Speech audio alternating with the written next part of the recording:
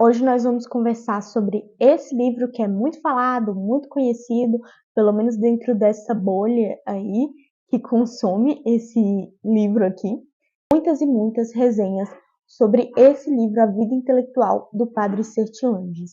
Hoje eu quero falar um pouco a respeito da parte que mais me interessou nesse livro.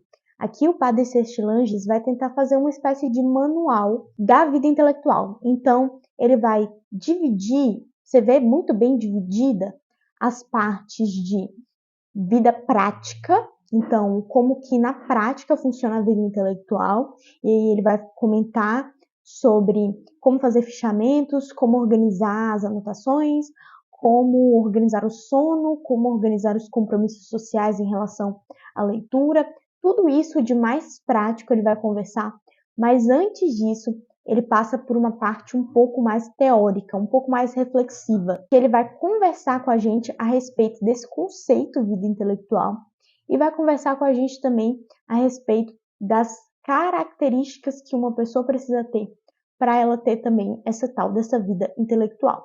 Então a segunda parte, que é mais prática, eu sugiro que quem tem um interesse leia o livro, é um livro muito bom, dá para pegar muita coisa aqui, mas eu quero me ater um pouco mais à parte inicial, porque sem essa fundamentação, não é à toa que essa é a parte inicial, a primeira parte da exposição do Sertilanges, não é à toa. É justamente porque, para a gente ir para a parte prática, antes a gente tem que saber o que é essa tal dessa vida intelectual e quais são as propriedades que essa vida possui, como caracterizar essa vida. Então aqui o Padre Sertilanges, nesse momento inicial, vai trazer várias reflexões e é isso que eu acho que mais agregou para mim nessa leitura e que eu acho que pode agregar a outras pessoas. Aqui nós temos dois prefácios do Padre Sertilanges. O primeiro prefácio é um que foi escrito no próprio ano de publicação do livro e o outro é de 1944. Então, esse segundo prefácio vai ser escrito no momento de maior assim, efervescência do que fazer, de uma falta de sentido. Então, a gente tinha passado por uma guerra e estávamos na finalização, nos meses finais da Segunda Guerra Mundial. E aqui, o Padre Sertilanges vai fazer uma reflexão que, no mestrado, eu vi muitas pessoas fazerem. No primeiro semestre do mestrado, eu fiz uma disciplina que não tinha nada a ver com isso, mas ela se tornou uma grande reflexão da professora acerca dos limites da literatura ou se ainda é útil que exista literatura ou não. E aí, naquele viés bem fatalista, pelo menos todos os professores com quem eu entrei em contato na literatura na universidade eram muito fatalistas, e para mim isso é uma grande consequência do fato deles serem grandes materialistas. Então, para mim, as coisas estão bem relacionadas. Mas não vou nem comentar sobre isso aqui nesse vídeo. Fato é que se pensou muito na utilidade da literatura nessa disciplina que eu fiz no primeiro semestre do mestrado. E aqui, o Padre Sertilanges vai fazer uma reflexão semelhante, porque ele vai comentar, olha, o mundo está pegando fogo. Por que que nós, em vez de lermos livros, ficarmos sentados estudando e lendo livros, não vamos tentar apagar esse incêndio? Sabe, as coisas estão incendiando. Vamos começar a encher baldes de água e aplacar esse incêndio? Não seria mais útil? Então, essa é uma discussão que está aqui no prefácio e eu acho que deve ter sido uma discussão interna dele de pensar nessa reedição do livro justamente nesse momento e pensar qual a utilidade do pensamento, né? Do pensamento que muitas vezes vai ser, pelo menos por um período inicial de maturação, de entendimento, vai ser inativo. Ele não vai agir, não vai produzir nada, pelo menos não inicialmente. Todo pensamento, no momento de amadurecimento, vai condicionar o pensador a uma condição um pouco mais inativa. Então, ele fica pensando sobre isso aqui, e a conclusão a que ele chega é muito interessante, porque ele vai dizer que o mundo se acabou, o mundo acabou, mas para ele ser reconstruído, a gente não precisa só reconstruir prédios, a gente precisa reconstruir a civilização. E para reconstruir uma civilização envolve o quê? Conhecimento. A gente tem que ter uma base de conhecimento para a gente conseguir reestruturar todo o pensamento social a partir de agora que nós destruímos a nossa civilização como nós conhecemos. Então essa vai ser a conclusão que ele vai chegar, e eu acho que por causa dessa conclusão ele escolhe então publicar o livro novamente em uma nova edição. E agora nós vamos para a parte mais interessante desse livro, que é com relação a tempo e atmosfera.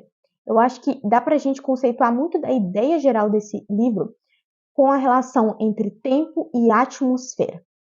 O que o Sertilanges vai defender aqui o tempo inteiro é que nós precisamos de uma atmosfera para conhecer. Então, o conhecimento, o aflorar da vida voltada ao conhecimento, exige uma atmosfera. Existe toda uma vida voltada a isso. Então, o pensador, ele não é pensador, o intelectual não é intelectual só no momento em que ele está lendo, só no momento em que ele está produzindo, com base nas leituras que ele fez, em que ele está fazendo anotações, em que ele está conjecturando sobre as leituras. Não é só nesse momento que o intelectual é intelectual. Ele é intelectual também na vida prática e diária, porque é nesse momento que ele vai ver a aplicabilidade, a realidade, a vida rotineira em contato com aqueles conhecimentos que ele obteve antes. Então, essa é uma relação que não tem como ser dissociada. E aí ele vai dizer, o intelectual, para ele ser verdadeiramente intelectual, ele é intelectual em todas as esferas da vida dele. Se ele não consegue relacionar aquilo que ele vivencia, trancado no escritório dele, estudando, e aquilo que ele vê na realidade, presencia, e a maneira como ele age na vida cotidiana, se ele não consegue relacionar essas duas coisas, então ele não é intelectual. Se ele tem uma postura de intelectualidade no quarto dele, estudando, e uma outra postura que é anti-intelectual fora do quarto dele, ou seja, se ele, fora do momento de lazer, de estudo, tem uma vida muito voltada para banalidades, para outras coisas, ou se ele não consegue perceber na vida diária dele aquilo que ele vê de maneira não material nos conhecimentos que ele assimila, então ele está sendo intelectual em partes.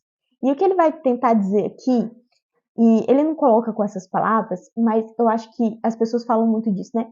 Ah, não é tal coisa, é um estilo de vida. Sei lá, alimentação saudável não é só uma alimentação, é um estilo de vida. Exercício não é só exercício, é estilo de vida. Essas coisas que as pessoas falam. Para mim, o que ele está tentando defender com essa ideia de atmosfera é isso, um estilo de vida. Existe um estilo de vida que compõe a vida intelectual. E sem esse estilo de vida, não é possível ter uma vida intelectual. No máximo, você pode ter um período de tempo destinado ao conhecimento, mas isso não faz com que você tenha verdadeiramente uma vida intelectual. E aí a gente parte para a questão do tempo. Recentemente, vi uma confusão que aconteceu aí na internet com relação à questão do tempo, e uma pessoa que eu acompanho e que eu gosto bastante de acompanhar, que é uma pessoa assim com gabarito muito, muito boa no que faz, chegou a mencionar num dos vídeos a respeito dessa treta de vida intelectual, banalização do termo vida intelectual, etc. Ela chegou a comentar que essa questão de vida intelectual, esse termo, ele não deveria ser usado por nós, porque nós somos meros mortais que temos 1 hora por dia para estudar, e que os verdadeiros dotados de vida intelectual são muito maiores, conseguem muito mais. Ela dá até o exemplo de um corredor profissional ou de um nadador profissional. Poxa, você nada, às vezes você faz natação, sei lá, 2 vezes na semana. Como é que você vai dizer que você é nadador? Ah, eu sou nadador. Como se você fosse um nadador profissional. Tem como comparar as duas coisas? Não. E aí, essa pessoa usa esse exemplo para falar a respeito de quem tem vida intelectual. Então, você é um entusiasta. É como se você fosse um interessado. Mas vida intelectual são aquelas pessoas que sabem várias línguas. Essas pessoas têm vida intelectual. As pessoas que sabem várias línguas, as pessoas que passam horas e horas do dia estudando. Essas pessoas são dotadas de vida intelectual. O que o padre Sertilanges fala aqui é absolutamente o oposto dessa ideia. Absolutamente. Em determinado momento, ele chega a dizer que se você tem 1 hora por dia, Isso já é muito bom. Isso já pode ser o suficiente. Em alguns momentos ele fala que se você tiver muito tempo, às vezes isso pode ser prejudicial, porque você justamente assimila que você tem muito tempo e você acaba não aproveitando esse tempo ao máximo, diferente daquele que tem vocação à vida intelectual e tem 1 hora só por dia, porque ele sabe que ele vai ter que aproveitar, sugar o máximo naquela 1 hora. Em alguns momentos ele vai falar sobre a questão do tempo e dizer que nós não precisamos tanto assim de tanto tempo, de tantos recursos. Ele fala também sobre os livros. Nós não precisamos de tantos livros assim, na verdade nós precisamos de poucos. Os poucos que a gente precisa têm que ser grandiosos e tem que ser passíveis de releitura ao longo da vida toda, mas nós precisamos de poucos livros. Ele vai falar muito sobre isso.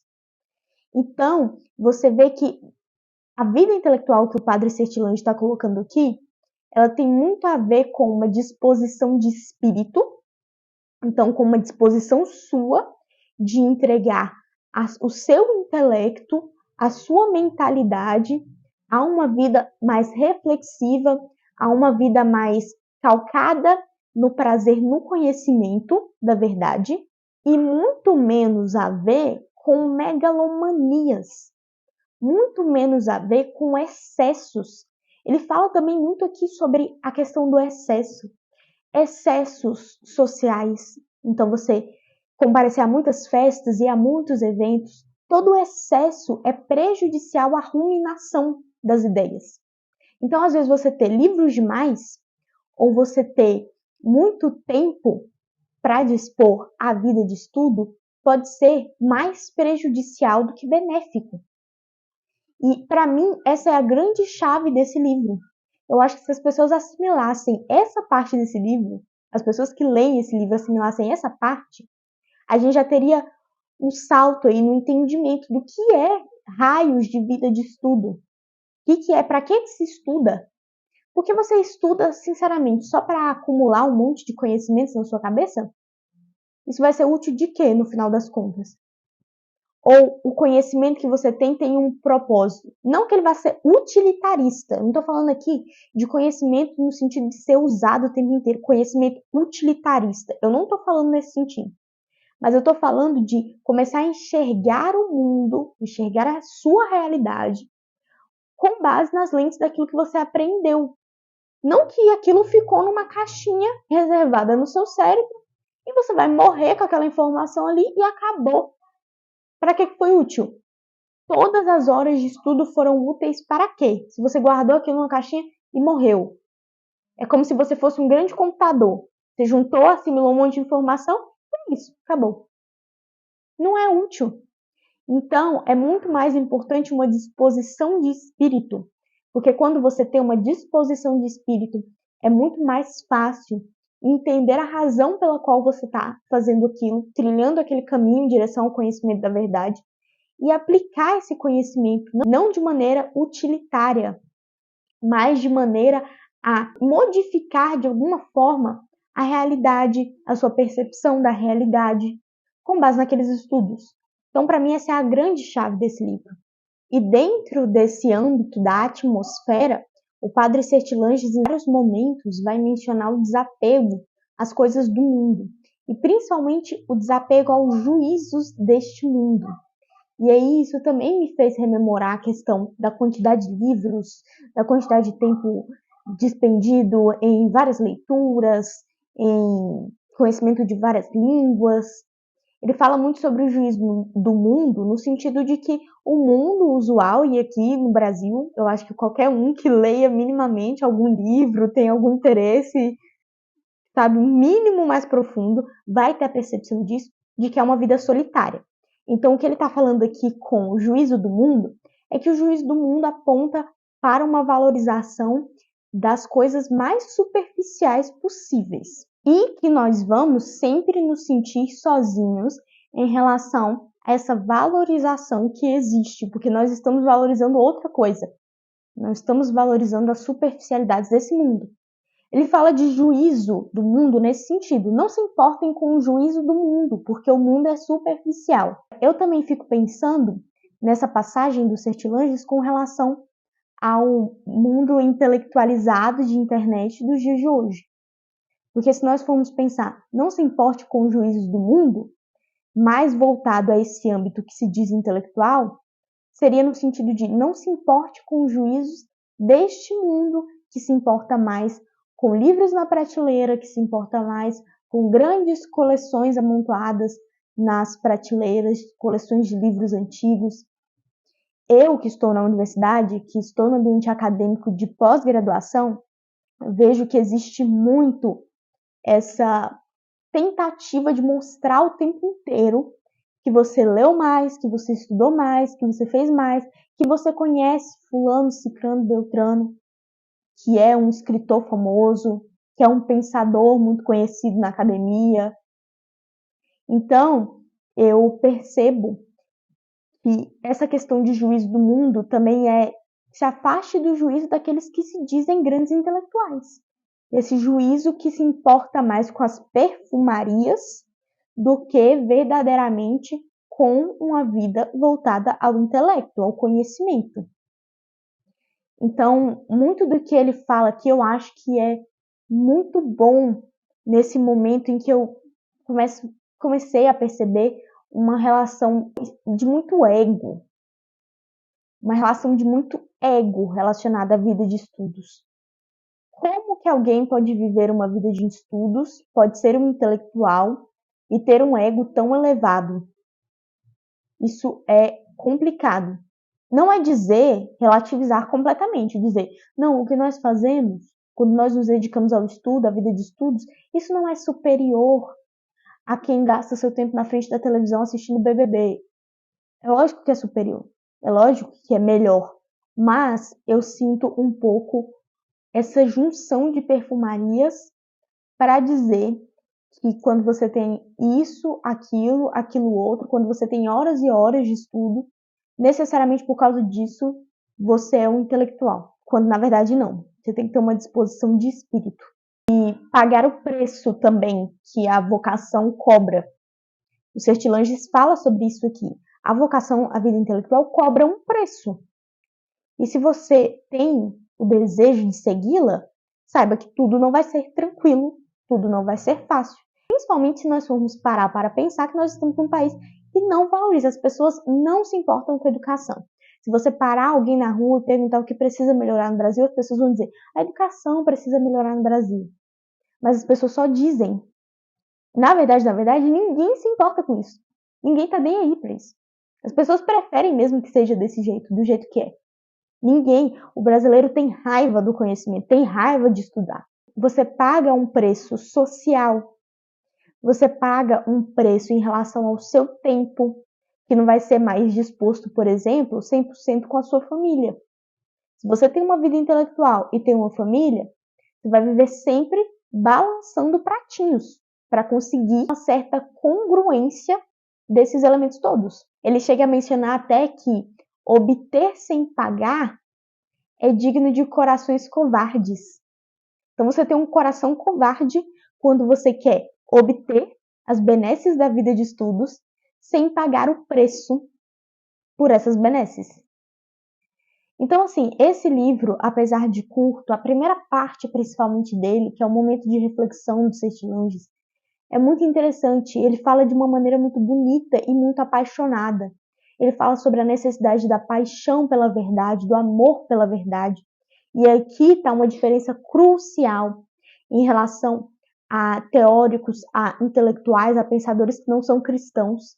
Porque eu estou dentro da academia e você vê pessoas que são tão inteligentes, tão inteligentes, que conheceram tanto, que estudaram tanto, que têm verdadeiramente uma vida de estudos muito profunda, né? Professores que já estão ali há anos, já foram para inúmeros países estudar fora, conhecem várias línguas, professores muito bons, mas falta neles, parece que na vida, no conhecimento deles, eu sempre tive essa sensação, faltava alguma coisa. É como se o arcabouço intelectual deles tivesse algo em falta nesse arcabouço.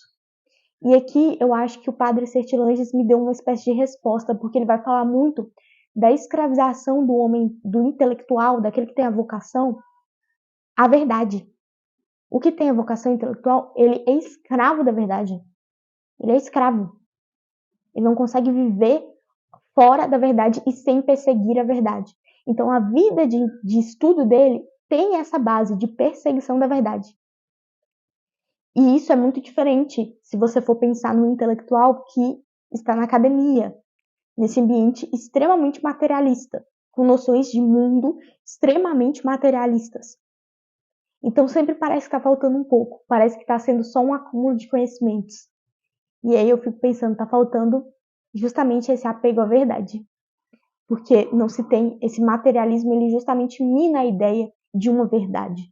E ele nos coloca na condição do mundo material somente, sem qualquer espécie de juízo. Então, enfim, esse livro me serviu para pensar sobre a minha percepção, sobre a minha vida, o que eu tenho feito com o meu tempo de estudos, que não são milhares de horas, são tempos escassos, e também como que as pessoas ao meu redor, principalmente na universidade, têm lidado com a vida de estudos. E se essa vida que eles dizem ser a intelectualidade é realmente a intelectualidade, ou se falta ainda um pedacinho, alguma coisa crucial para uma vida verdadeiramente intelectual. É isso, pessoal, se você já leu esse livro, deixa aqui nos comentários o que foi a sua percepção, quais foram as suas observações gerais, e se você ainda não leu, eu sugiro que leia, porque realmente é um livro muito, muito bom, para a gente repensar, pensar um pouco sobre a nossa própria vida e o que nós temos feito com o nosso tempo de estudos.